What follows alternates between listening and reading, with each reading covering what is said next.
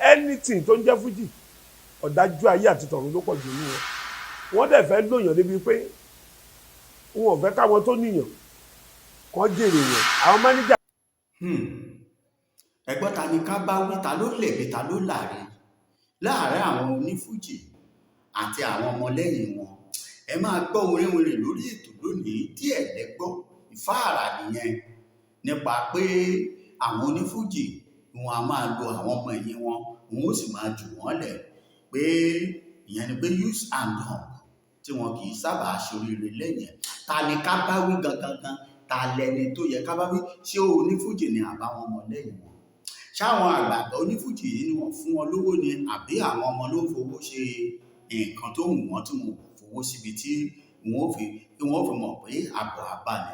Nínú ìfọ̀rọ̀wérọ̀ kan pẹ̀lú ọ̀kan nínú gbajúgbajà àwọn onílù lẹ́yìn ọ̀kan nínú ọba nínú olórin tá a mọ̀ sí K1 the Ultimate, ẹ máa gbọ́ lónìí, ẹ sì gbọ́ díẹ̀ lára àwọn ìyókù náà. Ṣé lóòótọ́ ni téèyàn bá tẹ̀lé onífújì kí wọn kì í ṣe àṣeyọrí, àbírọ̀ ni wọ́n pa? Ṣé irọ́ ni àbóòtọ́? Ìjọ yẹ kó rí bẹ́ẹ̀ àbí ò yẹ kó rí bẹ́ẹ̀? Ìdájọ́ ò sí lọ́wọ́ ẹnikẹ́ni, bẹ́ẹ̀ kò sí lọ́wọ́ tiwa. Àmọ́ gbogbo ẹ̀yin tẹ́ ẹ jó lólùfẹ́ wa pátápátá tẹ́ ẹ gbọ́ ètò yìí lónìí, àwa ti gbọ́ ìfọ̀rọ̀wérọ̀ yìí, a ti yiri ẹ̀wù dáadáa, a ti rí i pé ẹni tó yẹ ká bá wí àwa ti mọ̀, àwọn tó yẹ ká gbà nímọ̀ràn àti mọ̀ wọ́n. Àmọ́ nínú ìfọ̀rọ̀wérọ̀ yìí díẹ̀ tá a mú wá fún yín láìpẹ́ láì jìnnà, ẹ gbọ́, ẹ̀yin náà wà lọ sí comment section, ẹ lọ fi ohùn ti yín lẹ̀ lórí ohun tí ẹ rí sí ọ̀rọ̀ yìí, pé ṣé àwọn ọ̀gá onífújì ní ká bá wí àbí àwọn ọmọlẹ́yìn wọn? ẹ wojú wòran yín dáadáa báyìí lárú àsìkò tá a wà yìí. Kí n lọ sáré fi arákùnrin yìí hàn yín. Ẹ ti rí i tẹ́lẹ̀, ẹ ti rí àwòrán ẹ̀ tẹ́lẹ̀, ẹ má bínú, ó dàbí pé ibi tí a wà yìí reflection ni kò jẹ́ kẹ́ ẹ rí dáadáa. Ẹ ti rí ẹni tẹ́ ń wò yìí náà pè ní Àyànkúnlé Àyànlọ́wọ̀, ọ̀kan pàtàkì nínú onílù lẹ́yìn K1 the Ultimate Kingwa Dr. Wasiu Ayinde Marshal olú ayé fújì káàfàtà. Ẹ gbọ́ nǹkan tí ìránṣẹ́ yìí sọ. Ọpẹ́ kan tí mo kọ̀ sí lọ́dún yìí ni pé ojú ti rí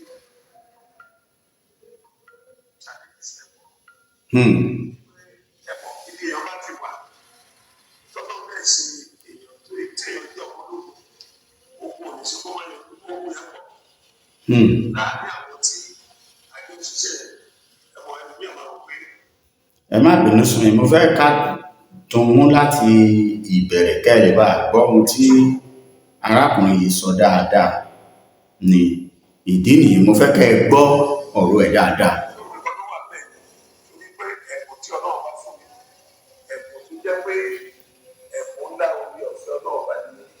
Ṣé ẹ̀ ń gbọ́ o?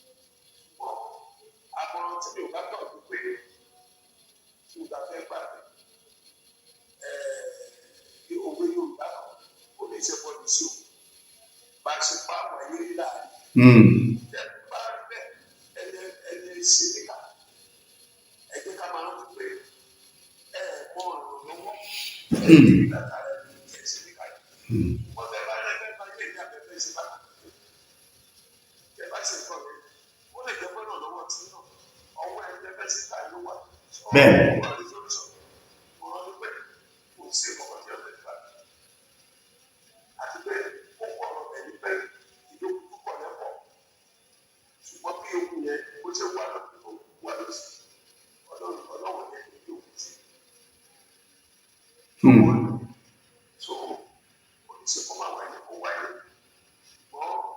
Torí nǹkan tó ṣẹlẹ̀ sí ọkọ̀ nínú àwọn èèyàn wa lájọ sọ ìṣe ó kú ẹnìkan tí àwọn kò tó tọ̀dọ̀ tèmi wọ́n dẹ̀ fi bẹ́ẹ̀ níbi tó wọ́n máa láyé tó sọ̀rọ̀ yẹn ìlú wà náà láyé tó ọ̀pẹ́ tí mo ti pọ̀ lọ́wọ́ rẹ̀ tó bá àlẹ́ sí ilé iṣẹ́ tí ọba wà fún ọdún méjìlélọ́gbọ̀n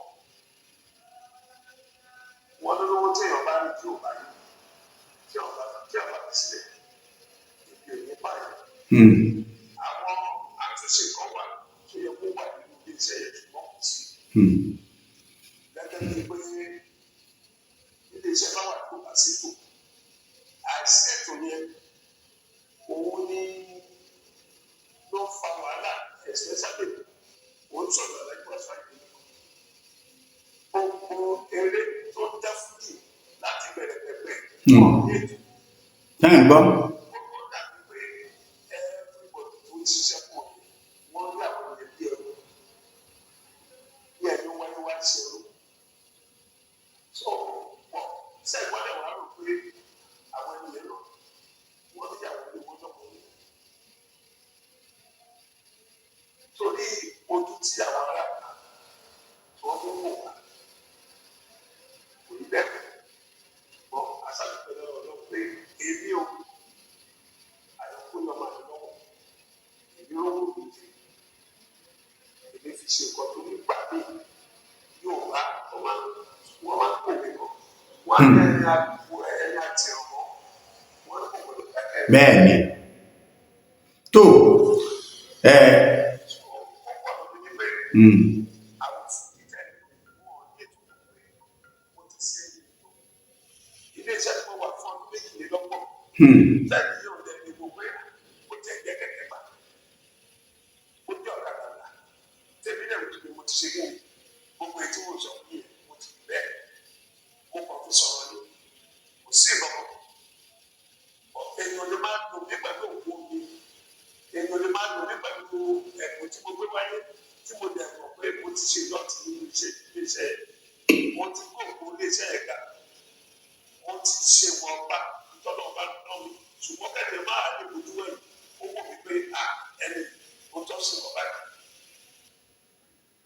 tó ọ̀rọ̀ lẹ́gbọ́ látẹnu Àyànkúnlé ọmọ Àyànlọ́wọ̀ yìí ọ̀kan pàtàkì nínú àwọn ọmọlẹ́yìn K1 The Ultimate ní bí a ṣe sọ ẹgbẹ́ ọ̀rọ̀ tí bàbá yìí sọ jáde nígboro ẹnu àwa ẹ̀yin tẹ́ ń gbọ́ wa nínú ilé náà ẹ jẹ́ ká jọ gbé làákàyè kalẹ̀ ká jọ wò ó ta ni ká bá wí nínú wọn nígbà tá a ṣe ẹ̀mí láǹfààní àti gbọ́ yẹn nígbà tá a bá Olúbẹ̀rí sọ̀rọ̀ ó ti lùlù lẹ́yìn Wasiu Ayinde rí ó lù lẹ́yìn Àtàwẹ́wẹ́ kó tó di pé ó dé ọ̀dọ̀ ọba orin King Dr. Saheed Òṣùpá òun náà sọ̀rọ̀ díẹ̀ àmọ́ ibi tí à ń lọ rèé pé ta ni ká bá wí láàrin àwọn èèyàn yìí arákùnrin yìí ní ó ní gbogbo onífújì